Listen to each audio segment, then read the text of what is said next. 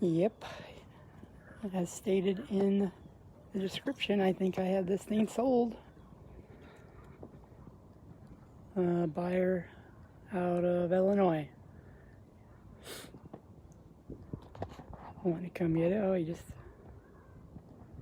messaged me just now. Good. Good, good, good. But, yeah, you know, I love this little thing, but as you can see, I have too many vehicles. I got this one, and then this is the first bug that I have. And it's not a convertible, it's just a hatchback. It's a nifty little car too. I like driving it. Got a little sunroof.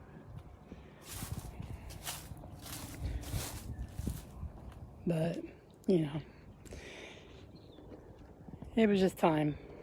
Getting a good price for it, so hopefully I can recoup some money for a brand new roof.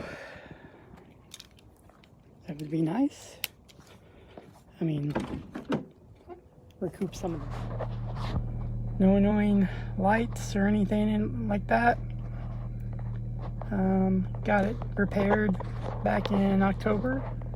Took it to a gentleman out in Pike County. So yeah, it's time. You know, too many vehicles. So I have the van still. I got the Prius.